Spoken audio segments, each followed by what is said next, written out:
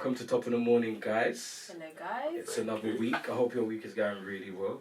Today we have KASSANGA in the building, and we're here to talk about a couple of things. So I'm going to go straight into it. Talk to me about Hackney FC. So HACKNEYWICK FC. HACKNEYWICK FC. So I started it 4 years ago, a month after coming out of prison. So I spent 8 years in jail for numerous gang-related offences, and I used that time to sort of try to better myself. So when I was released, I was like, I want to get back to my community by starting again. So I launched Hackney's first ever semi-professional football club. Here we began for 4 years now, and it's just growing and growing. Okay. What led you to the transition from where you said you was in prison, if you don't mind me speaking about that particular part of your life? At what point when you was in prison did you decide that when you get out, this is what I'm going to do and I'm not coming back? And also, was that like your first offence, or was that like a... No, I've had so many different offences, and the thing was that that was my second time in prison as well, and it just like my daughter had been born as well, and I seen like people around me that I see 50-year-olds, 60-year-olds in prison. They're like, oh, this is my 7th time in jail, this is my 8th time in jail. Yeah. And they seemed like they were proud of it. I was like, I don't want to be your age and be coming back to jail and that. So, and I knew I was going away for a long time, and because I was always quite intelligent, I said, let me not just sit in jail and rot away, let me actually make the most of it. So I applied for a grant from the Open University to do my degree, and I wrote 2 books while I was in there. And I always tell people about hard work, because people, when I was in jail, sometimes people were like, oh, why are you bloody wasting time writing books? And now, is it because you went there before? So you went in before? And no, did you have the same approach the first time you no, went? the first approach when I went in there was all about, oh, what the hell am I doing here, man? And then it was like, oh, I'm having fun with my bridges and that. Meet people in jail, and then How long was you in there for? 2.5 years. And then you did the 8 years, so collectively did 10. So it's all kind of part of the same thing. Because when I say I came out, I was released just for only 6 months, and I was back in again. Okay. So I don't really count that 6 months. So and then the 2.5, and then 5.5. Oh, so collectively is 8. 8 years. Okay. So 8 flat? So no, so I was out for 6 months in between that. Okay, but it was like a straight 8 basically, but with 6 months out. With 6 months out. So I just did you get up to much whilst you was out for like 6 months? I spent half of it on a run. Oh wow. So I was on a run for a bit. So, but yeah, so just that, and what I was trying to say before about applying yourself while I was inside, I decided I'm gonna write books. And just last week, I just signed a deal. They just bought the rights to my book, a production company. So, what you put your mind in, and people that I just want to come to nothing. I wrote these books like 6 years ago, and then look, someone bought the rights to it. So I did see that fresh milk outside still after you landed that. No, even man. I got my Oyster card. I hear you. So the first one was released. So The Life I Lived and The Life I Chose Part 1, that was released in 2014 while I was in jail. I had an illegal mobile phone. Yeah. So I got. You used to write on your phone? Used to write on my phone, and then I used to give out snippets to everyone on Facebook. How many pages is it? It was, that one was 90,000. It was a 90,000 word transcript. And on your phone? On my phone. That's what I'm saying. That's for real. Yeah, and then so what I do, I'll send it over to an email. Yeah. Get people outside to put it onto a Word platform for me. Oh, right, okay. And then put it all into a CD, and then I downloaded it onto Amazon. Oh, so you have an audio book as well? No audio book. I downloaded it onto a CD, the file, and then put it all onto Amazon into a file, and then I got someone to design the posters for me. I just started promoting it, and people started buying it, and I get like notifications on my Gmail said someone just purchased your book on Amazon. I'm like, right, like this is business there. So then, because I left it at a cliffhanger, it was like you can't. Some people felt cheated. Like you made me buy the book, and there's a ridiculous cliffhanger. Like when's the next book out? It took me 5 months to write part 2. 5 months. It took me 5 months to write. Time as well. Yeah, it took me 5 months. Banged it. I remember you're in jail, so you got not much to do. Oh yeah, true. So I just was in my cell writing while I was studying, and then released that one like just before I came out of jail. Yeah. Did you get the same reception? Same reception. So even now, people will tell me like when you're doing part 3, but I've got no time at the moment. Just like it's too busy. For real. Yeah. Yeah, it's too busy at the moment. That sounds sick. Would you I know you said you've signed. So you've got. Is it a publisher you have? So it's a production company. So they're called Bad Wolf. I can announce it now. They made. Is that exclusive? Yeah, you got the exclusive there. So they make they used to make Doctor Who, Okay. And now they also make what's the show? Discovery of Riches on Sky One. Okay, So I don't think I've seen that. Yeah, so they just bought the rights to produce the series. Okay, cool. You've got a documentary about life, like growing up in Peckham. And a few people in there, a few faces that I actually recognise. What inspired you to put that together? And how did you get all those old footages? Because those are like Nokia Leaf days phones and stuff like that. Yeah, I mean, like, for me, it's about not just documenting, but also teaching someone to use it today, because I'm a big advocate of trying to fight the war on knife crime and youth violence, and I was part of that life, and some of these kids haven't got no one trying to tell them these things. They've got no one trying to give them guidance. They've got the wrong role models. Like, don't get me wrong, musicians are doing great and so on, but that's who they aspire to be. A lot of them are rapping about certain things, and I'm saying, you can do bigger than that. I say, think outside the blocks. You can do bigger than what you believe you can. So the whole point of putting these things together to show these youth that, look, don't just think of the minutes. This is my story. This is my friend's story. This one's dead now. This one's this. This one's that. Only a few people made it out. Don't be another statistic. So that's the whole point of why I want to put that together.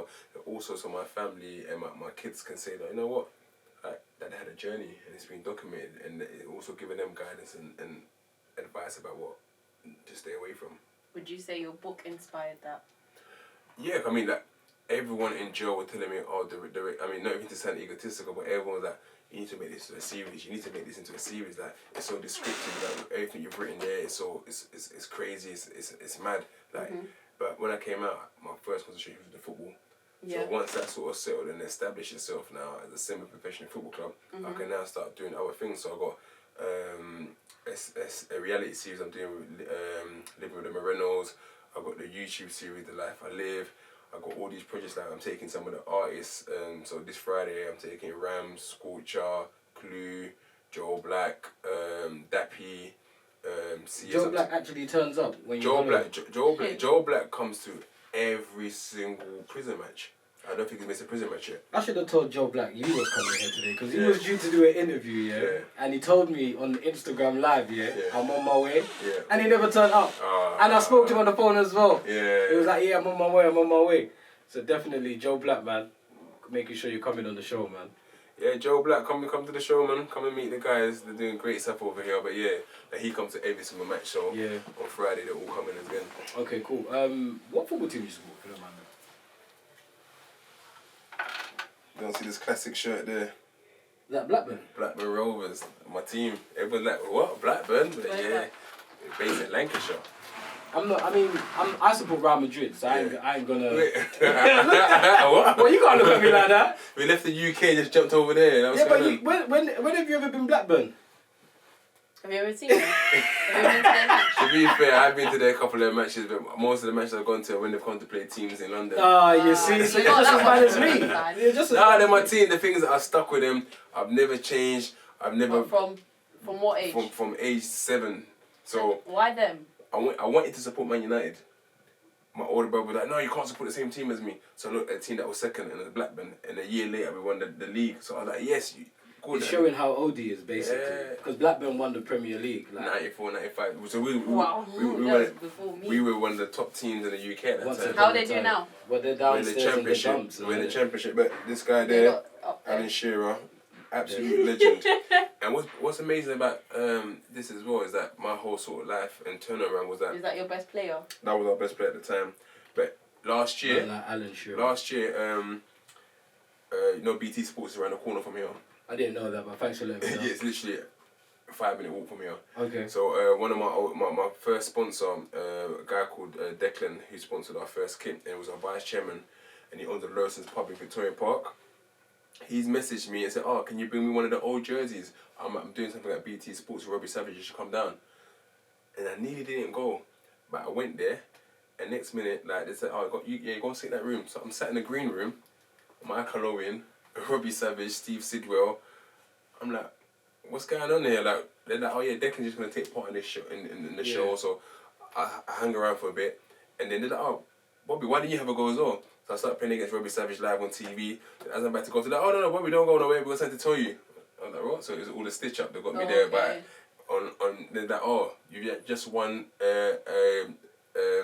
National Award, the Pride of Sports Award for Daily Mirror." I was like, "Right." So if you see the clip on on BT Sports. On the YouTube, yeah? Yeah, it's on the YouTube. I'll send it to you.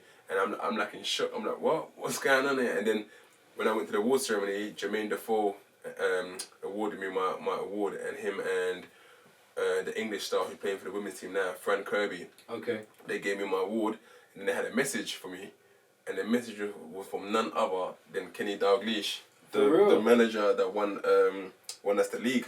Yeah. I broke down in tears. Like I was on stage, like for real? yeah, like it's shake like his hand. no, he wasn't there. He sent a video. Oh. He sent a video going like, Bobby, keep up all the work you're doing. And like, there's lots of more other celebrities and stars there. For me, that's like one of the best moments of my life. Yeah. I hear that, man. That sounds mad inspirational. So talk to me about the kit. I think I've seen someone online that's tried to copyright you. It's like I started to see a lot of people trying to do the same kit as us, but basically, I think it was don't quote me, but I don't know if it was China or Japan, but someone's got a similar kit to yours. Talk to me about the design and how that came about, man. So basically, like I've been trying to do what I'm doing in the community, so people are being seen. So like ITV might call you, BBC might call you, CNN might call you. All these short documentaries, like wherever, everyone's been calling me that want to feature you in our show for us. And then I guess Nike in the US caught wind of this as well. And they're like, we love what you're doing, it's amazing. We want to help you design your kits. And this was just before I was going to do my anti-knife crime match where I had all the celebrities come in. Yeah. And Nike provided all the kits for that. They're like, but we want to design a kit for you. And I was like, why don't we get the kids from my youth team to actually help on the design? So we did like 5 workshops with the US Nike team where they came down to HACKNEYWICK, and the kids were doing all different designs, different drawings, and then from the back of that we chose 2 designs, and then one of the designs is sort of a camouflage, a grey and orange, and then it's got all the kids' designs all over the back, all over it, and you can't really see it, but unless you get close you can see what the kids drawing. And the other one is a kid called Luigi.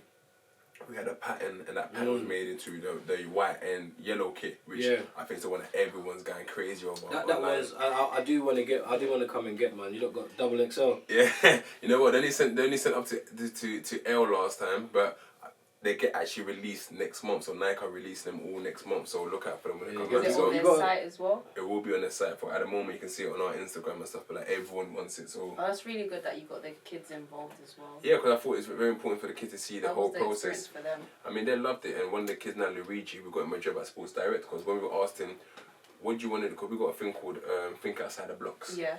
So we told the kids like, if you can't be a footballer, what do you want to be?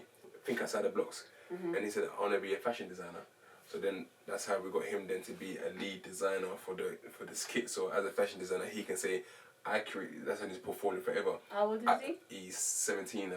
That's a good head start. Yeah, and now he's got a job at Sports Direct. We're only doing retail, but we're trying to get him in place to do the right things. And then Hawks and Curtis have also invited him over to do some work with them too. So that's wicked, man. I had the similar conversation with another guy called King of Trainers. I don't know if you know him. No. And was talking about he's really quite influential in the training industry, and saying that instead of having our young kids just who are from like unprivileged backgrounds, instead of just giving them retail jobs, we need to really give them a chance to have these lead roles in fashion. It's important for the community because in certain areas you're never really going to get a chance to be ahead of fashion. 100%. Do you know what I mean? But that situation there, hopefully you can get out of that retail situation and, you know, be a lead role in some kind of... It makes a real difference for the community. Do you manage your team, or are you just the owner? What's that dynamic like? It's funny because when I started it, I used to play semi-professional before I went to prison. Yeah, for what team? For so many teams, for Ilford, Fisher Athletics, Enfield Town, Corinthian Casuals, so quite a few different teams I played for. And who did you want to play for? I just wanted to be in the Premiership. You didn't, when I was young, I didn't care. As long as I made it professional, that was the main thing. You didn't want to play for them? Yeah, I mean, I would have loved to play for Blackburn, but like, I guess at the time of where they were, it probably wouldn't be the greatest team to play for, but they're still my team. I love them. But yeah, so when I've got out of prison, I wanted to play still because I was only 28, turning 29. But I thought, let me keep playing semi-pro. But I just had the energy to keep going, and then start the team. Then I wanted to play, so I was playing for the team myself. And then, but as it's grown and grown, I mean, the first year we came to professional, I played that year as well. I played a few games, but it was a bit of conflict of interest. Wait, the owner is playing and he's picking himself, and like you can't really do that. So now I play for the All-Star team, which is basically a team of local kids, not kids but local men, plus some of the celebrity rappers who come whenever they can. They don't always turn up, but like so. People signed to the team on paper. Young Teflon, Joe Black comes every now and then. Mr. Silver, Lucas from Backchat, Specs. So we've got quite a few players that play for that team. So that's who I play for, just for the fun of it. How regularly do you guys play? Every now and then we might have a match like once a month or twice a month. So just is this for the star one? That's What about the kids one? Oh, so the kids one and the main team, they play every week. They play every week. So yeah. What's the biggest match they've had? Like. I mean, we had a match last year versus Clapton, who are sort of got a huge fan base for that level of football. Mm-hmm. We had like over 800 people show up in that match, and we like made like nearly £3,500 on the gate for the football club, which is amazing for a club of our size. Mm-hmm. And then I guess for some of them playing in the All-Star match last year, the Olympic ground was amazing as well. Just to have all the people there. So I think I saw that on YouTube. I think that's on YouTube, right? Yeah, that's on YouTube as well. Yeah, so, the Olympic. Yeah. With the semi-pro, is it at the point where you're currently paying the players, or are you working towards that? So I mean, last year we tried to do a bit of expenses, and it's a thing that it's like we're not making enough money to be doing this. So we're officially a semi-professional club, but our budget's more to try to keep the kids off the streets, and it's always difficult when you're trying to have a bit of experience within that club. So these guys will want a bit of money to pay for their travel and so on. But for me, it's like you play for the hunger of the game at that level of football. You don't be asking for money really. Like you have to sort of earn the right to ask for money. You can't just come and say, hey, look, I want £30 a week, I want £40 a week. You have to like prove it within your match. You have to win your matches. You have to be scoring goals. You have to be keeping clean sheets and so on. So for me, I've always been against like saying, okay, I mean, if we get promoted and playing at a bit of a higher level, then I understand. But at the level we're at, we're playing the 10th division of British football, I'm sort of against it. And for me, it's sort of about giving the youths more of a chance, because these kids are hungry. It's a platform for them. They don't care about getting paid. They just want to prove themselves playing adult football. Are you? That's a good answer. Do you, at the moment, are you aware of like SE Dons and? Yeah, they're my pals. Also, young Madby from Peckham, went to school together. Yeah, shout out Madby. Yeah, so he's a very good friend of me. He actually plays for the All Stars as well. It's a bit funny. Like he plays for so many different teams, but. Yeah, so I even went to a prison match with him recently. Him and Joe Black went to. Yeah, I saw that. I saw all that on the gram. So we went to HMP Felton. But yeah, and like it's so crazy. Like grassroots football is taking a revolution. I mean, even back to do an interview, they sent me all the questions already. So Gaffer magazine, who's sort of a new football and fashion and culture magazine, who sort of established last year. They came and done a whole production on us a couple of days ago, so they sent me all the questions. They want to know like this grassroots revolution. What's your thoughts on it? Because there's SC Dons, there's BTs, there's #United, there's Palmers, there's Rebels, and I also work with Arsenal Fan TV. And we had a match against DT's team the other day as well. So more and more people are starting to go to YouTube to their football instead of concentrating on the Premier. I mean, everyone's all going to watch the Premier. Everyone's going to watch the big fish. Yeah, but at the same time now, the people want to find out that the everyday man. Like who can I relate to? Oh, Gavin the plumber. He's playing for this team. I can relate to him. I want to know his story. Oh, he's got 3 wives. Not 3 wives. He's got 3 children. I know what you mean. He's got 3 children, a wife. He's a plumber. He's an everyday man. I want to know his story. So I think the grassroots revolution is really taking hold. Are you guys currently recording your games? We've started to. So even just now, I see a message from my co-owner saying, "Oh, can you make sure there's someone filming the training session?" Because I started doing the whole YouTube thing last year because I was so busy. I can't always do it. Like you need to delegate, man. Yeah, but that's the thing. Like delegate, and I'm looking to do that. Like today, fingers crossed it all goes well. I've got 2 of our boys gonna coach our women's session tonight. But what happened with that? Like my women's session got so like big when I first started the football club. For real? It was like 30, 40 women turn up to Victoria Park every Wednesday. Then I delegated, as she said, and they messed it up. The teams broke up into different factions, people weren't talking. So only within the last month, I started doing the free women's session again, and we've got about 9, 10 women are starting to come regularly. So today's the first session where I'm not going to be there. I'm not there next week either, so I've delegated and said, guys, look, let's do this. So it's going well. The football club's going well. I feel like, especially like at the moment where we've got our women still out there in the World Cup at the moment. I think it's another good opportunity and a platform to give for women because some men like Ferguson never had a women's team. Yeah. So I think it's sick that even from grassroots levels we're supporting like the women in the community. I mean, like we got girls from ages 7 all the way up to 16. We got a girl. I don't know if you saw on our gram the other day. Like we had we entered the women's tournament. We had the women's team. We had the under 18s girls team. We had the girls under 16s team. And then even through the back of that, Nike and Nando's had an event last week Friday where they invited me and the girls to go with free food and watch the Lionesses play. Tonight even the BBC and the FA have invited me to an event. That's why I can't do the session tonight. They've invited me to go and watch the screening of the women's. So I think it's very important. Growing up, PE, you'd be like, alright, boys go and play football. You know how it was back in the day. It was always girls netball or they do some skipping. It's good, man. It's Why good. would they separate us and stuff like that? So no, I think it was because everyone also saw football as a male-dominated sport and didn't really give women a chance. Yeah, because even as a woman myself, I don't hear about women's football as much.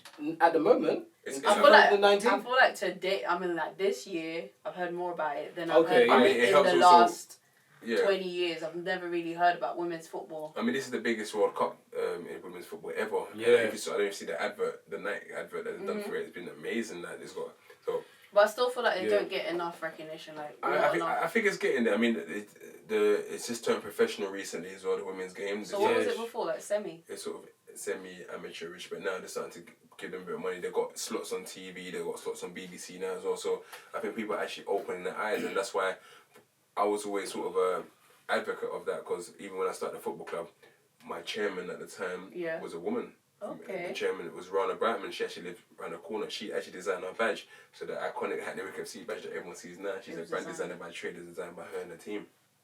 It's good, man, because I think I've had to kind of be more of an advocate myself because I have 2 daughters. So before having daughters, my mindset might have been a bit different. Yeah. But now, especially having daughters, it's just like, I need to support them as much as I can. So one of my daughters wants to play football sometimes, kids. But it's good that the fact that there's people like yourselves in the community and other people that where it's being pushed now, where I can actually see her maybe become a footballer. Sometimes you want your son to win the Champions League, but my daughter now what's wrong with that? Do you know what I mean? I feel like the way society's going, I think those gender roles are starting to switch. So we are gonna probably look into more women's football now. I mean, I was saying that there was actually an interest, and I will always be very real about women's football. No I still feel like it's not about the money. The standard still needs to get better. Okay. Like I'm always gonna.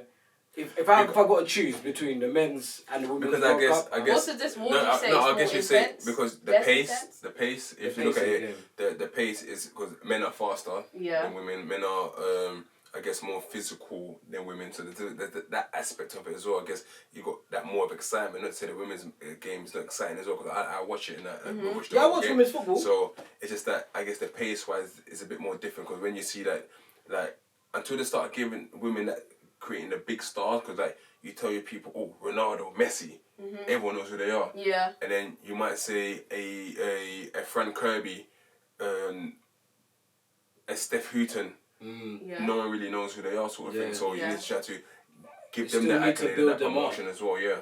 But also for me, I'll always keep it real. I just think that there is a difference between the men and females game, but it's not where women can't get to that level. It just takes time. These crop of players are the first, and boys. I see a thing the other day. They were saying about someone's making an argument that women's and some of the team were arguing against it. We're saying that maybe they should make the women's game a 9-a-side and make the goal smaller. But no, it's fine. I mean, I don't have no problems with all of that. Me personally, I don't have no problems with all of that. I just think that just over time, because obviously I would say over the last 30 years is where women have really been given the opportunity to kind of choose what they want to do and in society as a whole. Yeah. So in terms of course they're going to be miles behind obviously the men, because men have been playing football for a lot longer. Technique, skill, people being able to do certain things on the pitch, but the women will get there. And I watch it now, but I think it's good anyway, just because I've had an eye opener since I've had a daughter or 2 daughters.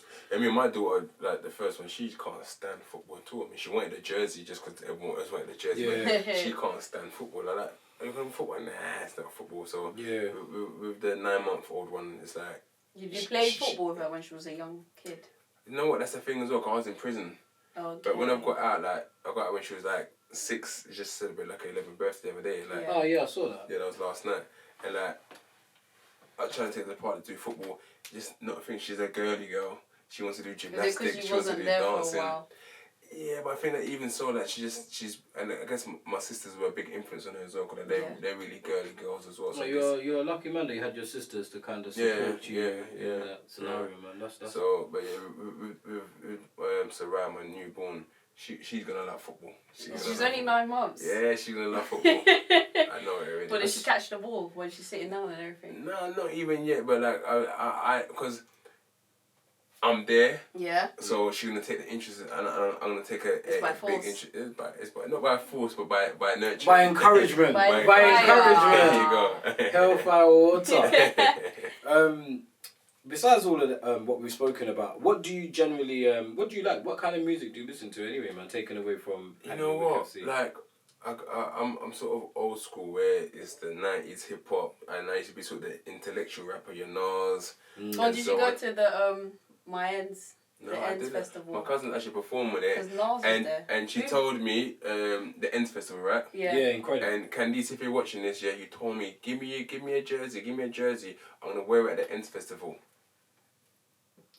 You didn't wear the Ends Festival. Like that. What day did she perform? I can't remember now. But yeah, because Nas, you said Nas. Yeah, so she didn't wear the jersey, but yeah. But no, I didn't. You know what, to be fair. So your favourite rapper would be like Nas, Jay-Z? I wasn't too much of a fan of Jay-Z, you know. Okay. A lot of people don't get that, because I was Team Nas. I was Team Nas. When I got each other, I was like Team Nas, because I really kind of started listening to Nas before Jay-Z sort of thing. So like when Jay-Z started emerging, I didn't like Jay-Z for his sort of intellectual rap. I liked him for sort of the party tunes and so on. Like, but Nas was someone I could sort of listen. Then I moved and went to the Lil Waynes and so on. So I've always been in that era. Now when I sort of listen to music, I'm more into sort of UK music, but I'm very selective. Okay, give me like an old school UK person and a new one. Oh, old school, like I mean, gigs. I'm from Peckham, so like that's everyone. Come on, like. And to be fair, I never really used to listen to Blade Brown that much. But I'm getting into Blade Brown again. Yeah. And trying to go through his whole back catalogue, same as Joe Black. After meeting him, I started to listen to more Joe Black. Joe Black, was so sick that he frustrates me that he doesn't take music serious. He frustrates me. No, but I speak to him all the time, and like with him now, it's sort of his life is moved away from that, because whereas before he was in the trap, he was involved in that sort of lifestyle, and now he's a role model. So as a role model, you can't now pick up the mic and start talking about what he used to talk about 10 years ago. He's intelligent. No. But now he is. Now he's sort of saying, you know what? And he's played me a couple of his new things, and like I told him I like that angle, because he's sort of talking about what he's kind of doing now, but also giving you reference. And I think he's done a Kenny All-Star freestyle that's coming out soon. Oh, wicked, man. So, Joe Black, bruv. Yeah, so... bruv. Joe Black was sick. I think he's top 5 UK rappers. Definitely top 5 UK rappers. Joe Black. Top 5. I would say I'd give Joe Black top 5. If he's one of your top 5, so who are the remaining 4? Ooh, you know what? But you said Hollow, so it's 3. And to be fair, like with Hollow, I guess there's a bit of bias because he's from Peckham. Of course. And would you prefer the old or the new one? I prefer the old Hollow. Yeah. Of course. I prefer the old Hollow, because that one, like when I was still living that lifestyle sort of thing, like you play that music and you're ready for the world, like, and I guess he has to sort of adapt and change to the circumstances he is now. By that time when he was involved in that lifestyle, you felt it, you could relate to it. You're like, yeah, so that Hollow of 2007 to 2010 is number 1 for me. People sleep on Hollow meets Joe Grind, you know? No, yeah. That's one of my favourites. Yeah. Like, I know everyone says all the other ones after, but for me, Hollow meets Joe Grind, that tape there. Yeah, so like, I guess I'm going to give it to Hollow anyway as number 1. Yeah. Based on that 3-year period. I mean, I'll say 2005 to 2010, the 5-year period. Based just on that, he'll be my number 1, because that he had a movement. Yeah, he had like he opened the doors. Like so like he got a BET award when a BET award for UK artists didn't make sense. Yeah, and the thing is that in the like points that where like. Cause like we grew up around each other, like we lived. I mean, exactly. You lived, he lived 2 doors away from me, and Hollow and them lived downstairs, and I was maybe recording Gloucester. So you know. So when they knocked down those estate, we moved to Justin Street, and they lived on I think it was Pioneer Street, around the corner. So that I'm always had that bias, and even times where there was a bit of. Is that who you was listening to as well in jail? Yeah, in jail. Like, and the funny thing is as well, is that. There were situations, in jail, when I was about to get into passes, like where there's gonna be a madness going on, Like, I was thinking, once the doors open, association is on, I'm getting it cracking. But I had to motivate myself. So you used to listen to gigs? So I put gigs on and that. Yeah, so I'm walking at that. Go-to song. So I'm like, So, what's that song off the second album? What's that song that used to be like, the second album. Job. Second album. So he's got Walk in the Park. It's not his second official album. What's that? It's not Let Him Have It. Yeah, it is Let Him Have It. No, it was Let Him Have It. It was just listened to the other day as well.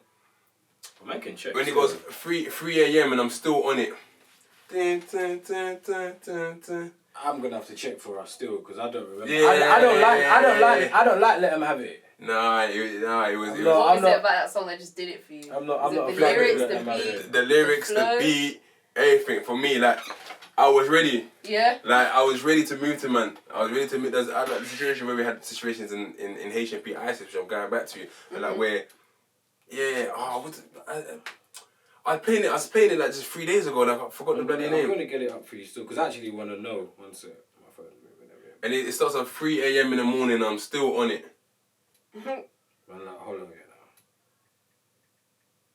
Does it give you like a pump of energy? So would you suggest to listen to that? And that's why I say now that music is influential. And now like people say, okay, drill and so on. That music is influential, but doesn't mean that music should make you go and do anything. For me, music didn't make me go and do something, but it motivated me. No, not Hustle On. And did you say the second track on Let Him Have It? No, I said that it was on the second album. Oh, so it's on the second album. That's it. Bus Commercial. Oh, bro, we did a sick video for that still. Bus Commercial. Yeah. I'll be just in myself thinking, You know what? I'm gonna spin that. I'm gonna play that for the people on radio, and then we're gonna come back in still. Yeah. So I wanted to ask you. Look at my snapback. I wanted to ask you about that robbery. Yeah. I want to know if you can remember what you was thinking. Like a week before you guys was planning it, what was you thinking was the outcome was going to be, and then obviously what the reality was? I mean, I remember when my friend first done one. Yeah. We were playing PlayStation. We were gambling on PlayStation. Okay. And he'd won money off me, like maybe like £89. I was like, give me back £20. Like, nah, you made me take a bus home. I was like, alright, cool. I remember that. So the next time around, we're playing again, and I beat him for money. I think I beat him for like £500, but he needed that money to go and buy his car. He's like, nah, bro, get that money back. I'm like, remember when you made me walk home? And you get this back. He's like, nah, I got to move for us tomorrow. Trust me, I'm like, nah. He's like, I said, what's the move? He's like, cash box robberies. I'm like, I'm not doing that. Cash box. I said, nah. I'm not involved in all that, man. That's long. The next day he came. We're playing. I even forgot that he's gonna go and do the thing. Yeah. We're gambling again, and he beat me for that. I think it was that £200. Yeah. Be like, no, keep the £200. I don't need it. Like that. That's a bit funny. Then he went underneath his bed and he bought out some box. Yeah. And he's counting bag. Yeah, like 10 bags. I've never seen that in my life. I've never seen £10,000 in cash ever like that in my life. Yeah. He's like, I told you should have come to that move. From there, my eyes sort of lit up. I was like, rah, this thing is real. He's like, yeah. So I remember we had a few attempts to go and start doing one because this was my bedrooms in East London. And we started doing them. And I remember that my first one, which I later got convicted for, it was we done I think it was like an Asian bank in East Ham, and got £20,000 from that, and I got £5,000 for myself. There's 4 of us, and I remember having £5,000 in cash. I was like, rah. Where before I used to go shopping. Before it was like JD. Okay. Foot Locker, go and buy yourself a couple of trainers, tracksuits. Yeah, of course. Now it's like, nah, we're going Selfridges, we're going here now. Before I know it, I'm going to go buy a chain. Before I know it, money's gone. I should just take it, right, you know what? You had a good run. Chain for $5,000? No, I didn't buy a chain for $5,000, but the whole $5,000, I think the chain was maybe like a grand something. Yeah. That's easily 4 or 5 bags now though, if you're talking how long ago that was. Yeah. So, but then when Selfridges, Harrods, before I knew all the money was finished, I gave family money as well, but all the money was finished. I should just say, oh, okay, you had a good run, but in it you're like, rah, man, I need to do that again. So we started doing it again, and then get to the point that where I linked up my brothers from South, they were doing it as well, and then obviously like became my things. When I meant to go to football training, I ain't got to football training, man. Like, we got robbery to plan, and the funny thing is that I'd never learned how to drive manual. I always drove automatic. So so whenever people called me and said, "Oh, can you be the getaway driver?" I'd be like, the first thing I ask is, "Well, you got a manual, automatic?" They said a manual. I'm like, nah, I'm not on it. It's automatic. Then yeah, I'll be on it. So remember, like, just we used to do it all the time. Then we'd go shopping and spending champagne. I don't even drink, but you just go there trying to show off and keep up with the Joneses. Yeah, you got to look the part there. Yeah, so and then like that's what I sort of came known for. Everyone like in the areas knew me for doing that. And then it just in 2007, everything just took a massive turn where like there was robberies that were planned, but one of them I didn't go to. Yeah, one of my friends ended up getting killed because of that. And then when he got killed because of that, there was a retaliation, and one person got killed, and then it was sort of back and forth. And that's what the life I live, not the life I chose series is all about. So I can't really tell you too much about it. Once the series comes out, I mean, you can read the book as well, but also just watch out for the series when that comes out. Okay, cool, man. You did a bit of rapping. No, you know what? I say this, like, I remember when my brothers all started rapping and everything, like, I never really took it seriously, but I've been quite intelligent. So if you're intelligent, you know poetry, and rapping is basically poetry. You can put in a few metaphors and words together. So I'll just jump on something whenever I was doing it. And and when I was in jail, I started doing it as well. But like, it wasn't something I'll take seriously. And when I was coming out of jail, people were like, "You should do rapping." I'm like, "Nah, man." Like, what was your name? Well, I said my brother's road name. So my older brother was Mona. I was known as Younger Mona, and my little brother was Tiny Mona. So it would just be either Mona or Moans, really. So you didn't take music, but you've got a sibling that does music. Yeah. So my younger brother is Don E. So yeah, he does music. Yeah, that classic hit. Are you right? Yeah, as your mum, she could. Don E, that's your relative. Yeah, that's my younger brother. Is that from the east side? That's from the east side. Okay. That's the east side of my family. Yeah. So yeah. Okay. So like, are you there with his sessions?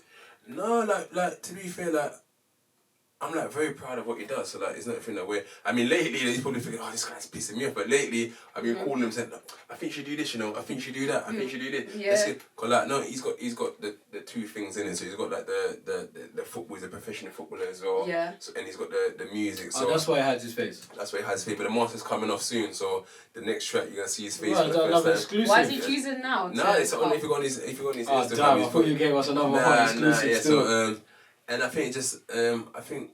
Is also growing up. It's the thing that we're now aware is that he's done the mask thing. Yeah. And it's like, okay, cool, now I wanna do the grown man thing. Like, but he's popping now anyway, so it makes sense. He's popping now. Yeah, but everyone's doing this mask thing. I'm thinking it's gonna have to come off. Come on, guys. Sooner or later, I think the mask thing will come to a point isn't it hot as well performing underneath it?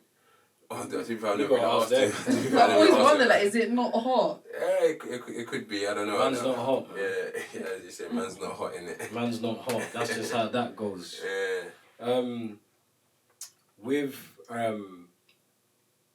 Actually, what do you think about what's going on in Sudan at the moment?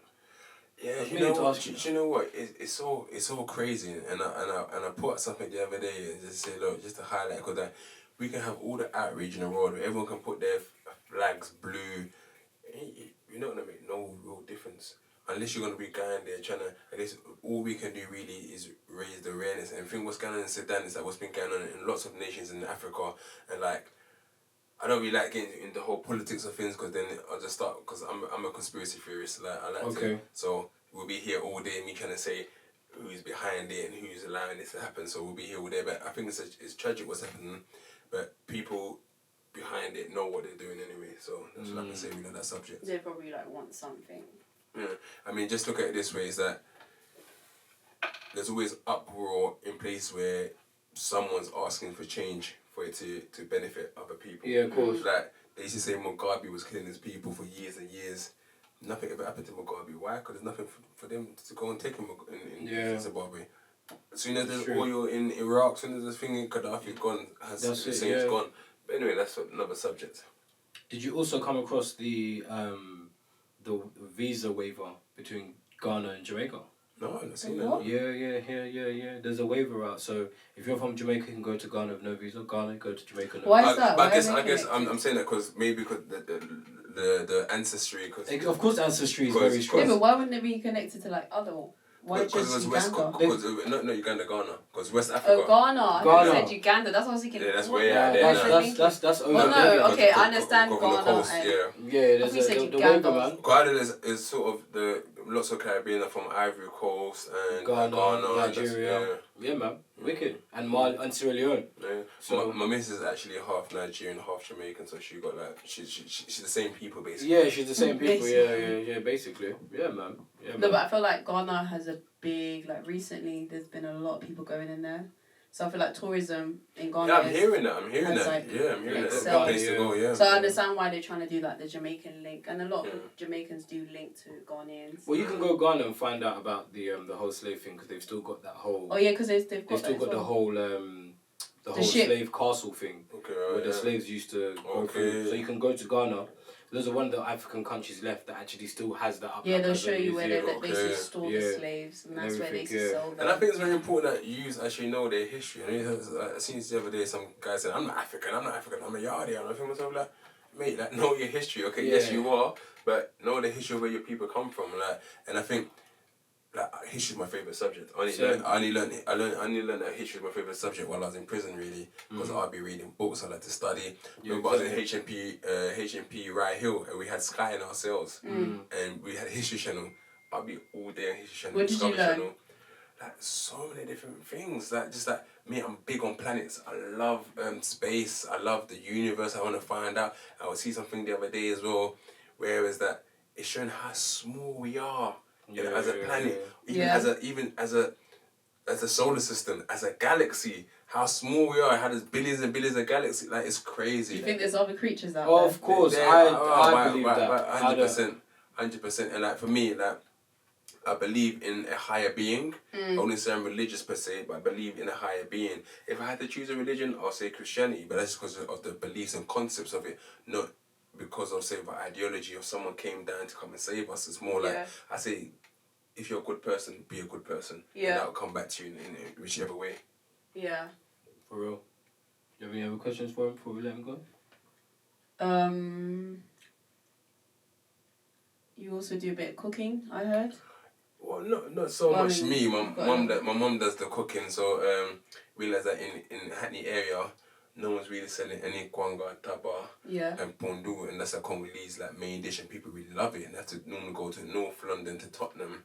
I've been there. Yeah, so it's banging. Deluxe, still. The one in Tottenham. Yeah, Deluxe. I think that's the main one that everyone goes to. So I'm thinking, well, let me start doing a little takeaway thing in Hackney as well. No, but recently I've been seeing a lot of like food tents around. Like I've seen like a lot of like Nigerian food tents, like in White City. There's literally like two as you're coming out the station. They've got like a roll full of like foods. I just see why not outside have one of those outside the station? Dalston. Yeah. There's a new Nigerian spot, Jollof Box. Yeah. Right I saw that. So, I drove past there the other day. Yeah, so they got I Go Chopping South. Yeah, so that's what I feel like. I feel like we've got a lot of like West African food. Like we need to like expand and have other type of food, explore other food. Like, there's a few like if you go to Kent Road, there's a few like Eritrean. Because some franchises out there as well, isn't it? Like McDonald's is everywhere. Why can't an African franchise be everywhere as well? Yeah, I heard that, but I saw something on YouTube that Mega Man said. Okay. And Mega Man was saying that because the guy was interviewing him. I can't pronounce his name, so I'm not gonna try and get it. Yeah, that's it. Yeah. TV, and he goes, "Why haven't we all got like our own publishing or like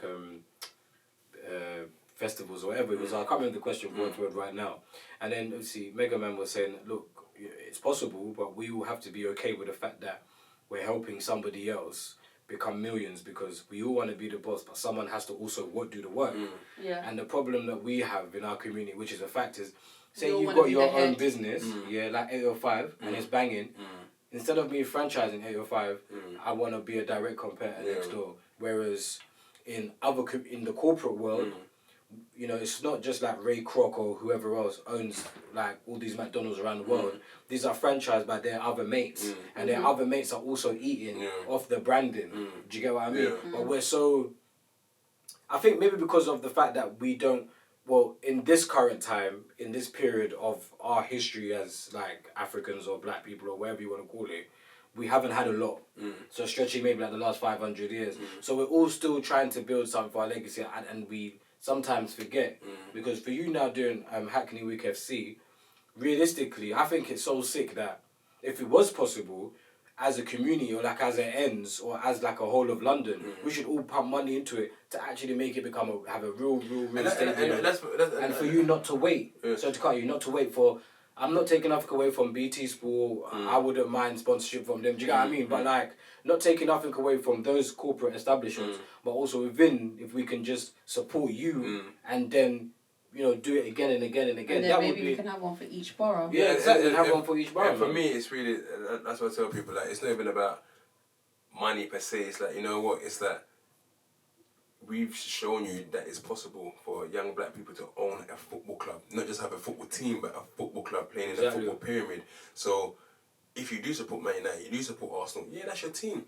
But mate, how do with your second team? Because the man them own that team. That's definitely my second team now. No, I appreciate it, bro. That's definitely. Obviously, you don't need to think about the pub guys. Yeah, nah, it's coming. Man United, Real Madrid even cater for the pub guys. You get me? Nah, Nike's coming with that still. So yeah, I mean, thank you for coming down. I appreciate it for sharing some of your knowledge and wisdom with us. I only wish you great success going forward.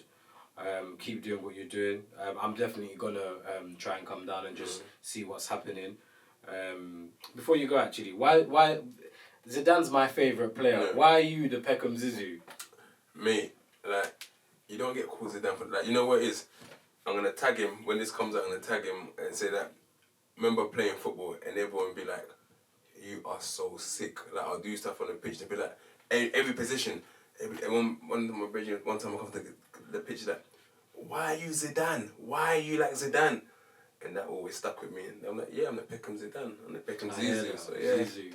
My favourite player, you know. But some people sleep on me. They don't know the history, but it is what it is, man. I'm going to make sure you come down, and when you go All-Star game, I'm going to come and see, because I need to see the technique. Like, I need to make sure that you got that. I mean, we've seen some snippets on Insta already. No, I need to see in real life, man. You know, like these YouTube clips, anyone can look sick. Rubinho looked sick on the I hear that. On the YouTube clips. You know what I mean? And turned out to be a waste of time still. I hear that. Oh yeah, Snap, before you go, sorry. Rumours are that Neymar's leaving PSG. Do you reckon that whole move was just a money move for him and he didn't really care? I think yeah, I don't think like, you don't think you leave Barcelona to go to PSG. That's a step down on football. But I guess at the same time, when you're underneath someone's shadow, like Messi, you want to be the main man, but everyone's always talking about Messi, so you thought, alright, let me take a couple of years away. I'm still pretty young. Let me go a couple of years, be the star of my team. I'll be the highest earner, and I'll be the main man. And I see him going to Madrid, to be fair. You see him going to Madrid?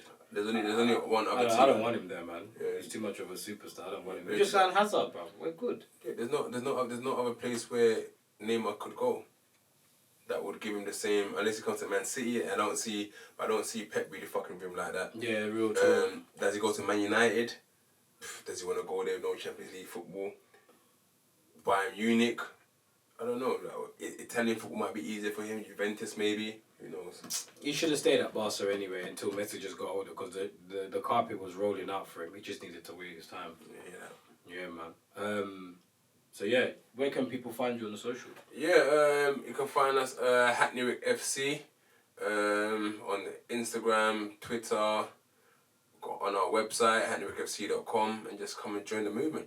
Cool. You don't want them to know your personal socials for those that want to follow you as a... Yeah, I mean, so Bobby Kassanga 20, that's on Instagram too, and it's Robert Kassanga on Twitter. So yeah, give us a follow. Cool. And also, where can we purchase your book? So my book is available on Amazon. So it's only a it's an e-copy. So you can't get the physical one. So you have to either download the Kindle app, but you can go to Amazon, type in Robert and Kassanga or The Life I Live, The Life I Chose, and I think you can get the combination part 1 and part 2 for about £8, I believe. Okay. Cool. And so yeah. What's the process to make that audible for if you wanted to change it into becoming audible? Like? Oh, I guess someone's gonna have to read it. Okay, good. Amazon don't provide it. You got to do that yourself. I think so, yeah. Oh, okay. Okay. Why don't you do that? Sit down and just read it. I could. You know what? And the funny thing is, I used to read that book over and over. I mean... You could have recorded that one time. Sometimes I cringe because I mean, oh my God, look at that mistake there. And then you see... But when it's you're self-critiquing and going, oh, you don't see the mistakes. Yeah, of course. So sometimes even when the published version, I see mistakes. But like, even when I used to read mistakes. it...